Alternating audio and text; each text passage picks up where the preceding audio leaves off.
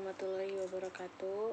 Kami dari kelompok 7 akan mempresentasikan hasil diskusi kami, yaitu tentang struktur informasi berdasarkan fungsional bisnis, sistem informasi pemasaran, dan sistem informasi sumber daya manusia, yang terdiri dari Rika Ayu Sapitri dengan nomor NPM 202143502319. Kedua, Rimala Listiadi nomor NPM 202143501849, dan dengan saya sendiri Ina Mariani 202143502070. Pengertian sistem informasi pemasaran. Sistem informasi pemasaran adalah salah satu sistem yang di dalamnya menganalisa dan juga mengukur informasi pemasaran yang dihimpun secara terus-menerus dari berbagai sumber perusahaan. Sistem informasi pemasaran juga menyediakan informasi untuk penjualan, promosi penjualan, kegiatan pemasaran, kegiatan penelitian pasar, dan lain sebagainya yang berhubungan dengan pemasaran. Ada manfaat sistem informasi pemasaran. Manfaat sistem informasi pemasaran sendiri adalah guna memecahkan masalah pemasaran yang hadir dari suatu perusahaan dan bisa mengambil kebijakan strategis dalam ruang lingkup pemasaran, meningkatkan efisiensi dan efektivitas data secara akurat dan real-time, memudahkan pihak manajemen untuk melakukan perencanaan, pengawasan, pengarahan, dan pendelegasian kerja kepada semua departemen yang memiliki hubungan atau koordinasi. Ada juga fungsi sistem informasi pemasaran. Yang pertama, pihak perusahaan akan dimudahkan dalam hal mengontrol perkembangan bisnisnya. 2. Membantu mempercepat informasi ketika ada kesalahan ataupun kekeliruan pada data. Mempermudah manajemen waktu dalam hal menjalankan kegiatan perusahaan, terutama dalam hal pemasaran. Meminimalisir terjadinya human error. Jenis sistem informasi pemasaran yaitu terdiri dari marketing intelligence, adalah informasi yang didapat dari lingkungan dan terus diserap ke dalam perusahaan. Internal marketing information adalah suatu informasi yang dihimpun dari dalam perusahaan. Dan yang ketiga, marketing communication adalah sistem yang diperoleh dari dalam perusahaan ke lingkungan perusahaan. Assalamualaikum warahmatullahi wabarakatuh. Perkenalkan, nama saya Rika Ayu Sapitri. Di sini saya ingin menjelaskan tentang komponen input sistem informasi pemasaran yang terdiri dari 3 subsistem. Yang pertama, subsistem informasi akuntansi, yaitu adalah suatu kegiatan yang dilakukan guna mengumpulkan data yang di dalamnya menjelaskan transaksi pemasaran pada sebuah perusahaan. Yang kedua, subsistem penelitian pemasaran, yaitu adalah suatu kegiatan penghimpunan data terkait berbagai aspek operasi di dalam pemasaran, khususnya berbagai hal yang erat kaitannya dengan pelanggan. Umumnya, data tersebut akan dikumpulkan dengan suatu metode survei. Yang ketiga, subsistem intelijen pemasaran, yaitu lebih berfokus pada penghimpunan data dan juga informasi terkait perusahaan kompetitor. Selanjutnya ada komponen output pemasaran yang terdiri dari yang pertama, subsistem produk, di mana sistem ini harus bisa menyimpulkan terkait produk yang ingin dipromosikan. Yang kedua, subsistem harga, di mana sistem ini harus bisa menentukan harga yang tepat untuk suatu produk tertentu. Yang ketiga, subsistem tempat, di mana sistem ini harus bisa memiliki lokasi pemasaran secara tepat. Yang keempat, subsistem promosi, di mana sistem ini harus sesuai dengan target pasar dari produk yang dijual oleh perusahaan. Yang kelima, subsistem bauran integrasi, di mana pihak perusahaan harus selalu terbuka pada berbagai pilihan strategi pemasaran, termasuk di dalamnya melakukan marketing mix. Selanjutnya ada komponen model sistem informasi pemasaran, didesain untuk menghasilkan suatu informasi yang berkaitan dengan keperluan perusahaan, seperti laporan kebutuhan budget operasional, evaluasi pada produk baru, dan strategi penentuan harga.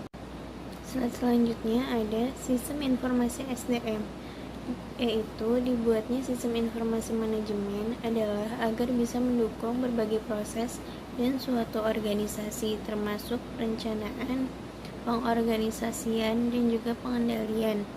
Manfaat sistem informasi SDM: yang pertama, meningkatkan efisiensi; yang kedua, manajemen data; yang ketiga, meningkatkan produktivitas. Pada slide selanjutnya ada fungsi sistem informasi SDM. Ada beberapa poin di sini. Yang pertama, perekrutan dan penerimaan SDM. Dengan adanya sistem ini, maka HR akan terbantu dalam mengorganisasikan perolehan data pada proses perekrutan karyawan baru.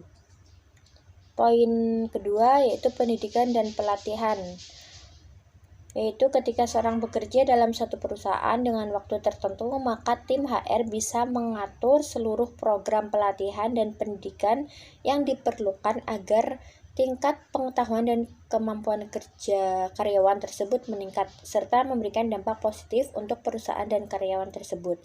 Selanjutnya, poin ketiga, manajemen data. Tim HR bisa menyimpan seluruh data yang berkaitan dengan karyawan dan memprosesnya agar bisa menjadi informasi yang diperlukan untuk penggunanya. Yang terakhir, pemutusan hubungan kerja dan administrasi tunjangan. Seorang karyawan yang bekerja pada suatu instansi perusahaan pasti akan menerima paket tunjangan. Nominalnya akan diberikan berdasarkan ketentuan perusahaan serta performa karyawan, baik itu dari pekerjaannya, kehadirannya, dan lain-lain. Seluruh informasi ini bisa diperoleh dengan menggunakan sistem informasi SDM. Selanjutnya ada model sistem informasi. Model sistem informasi ini bisa kita lihat dari sisi input dan outputnya. Jika dari sisi input sistem informasi SDM terdiri dari 3 sistem, yaitu subsistem SIA atau sistem informasi akuntansi, yaitu subsistem ini akan menyediakan data terkait akuntansi untuk HRIS atau Human Resource Information System, sehingga akan ada basis data yang terdiri dari informasi lengkap terkait sumber daya manusia, baik itu yang berhubungan dengan finansial ataupun non-finansial. Selanjutnya, subsistem penelitian sumber daya manusia yang di dalamnya akan menghimpun data terkait proyek penelitian tertentu seperti penelitian suksesi, analisis, evaluasi jabatan, serta penelitian keluhan karyawan. Lalu yang ketiga, subsistem intelijen SDM, menginput data yang berhubungan dengan SDM. Selanjutnya, jika kita lihat dari sisi outputnya, maka ada beberapa poin. Yang pertama, subsistem perencanaan kerja. Selanjutnya, jika kita lihat dari sisi outputnya, maka terdapat 6 subsistem, yaitu pertama, jika dari sisi output yang kita lihat, maka terdapat 6 subsistem. Jika kita lihat dari sisi outputnya, maka terdapat 4 subsistem, yaitu subsistem perencanaan kerja.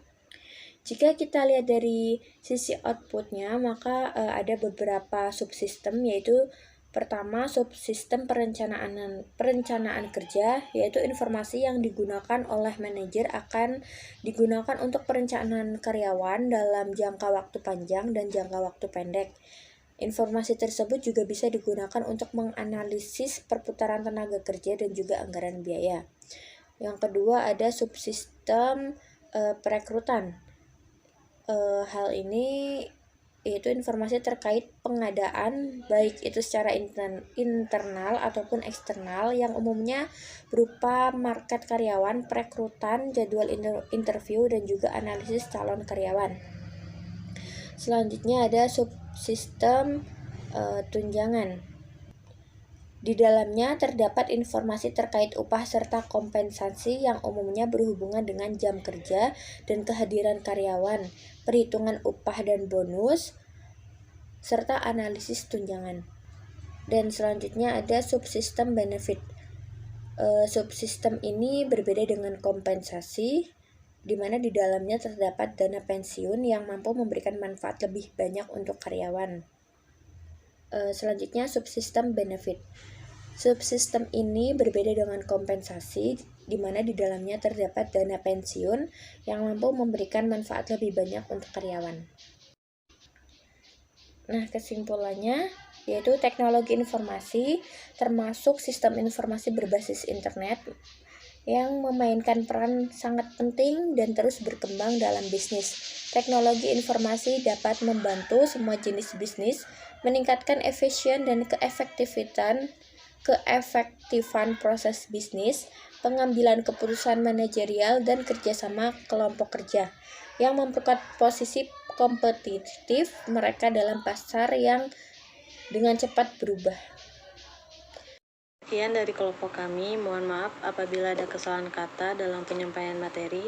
Sekian dan terima kasih. Wassalamualaikum warahmatullahi wabarakatuh.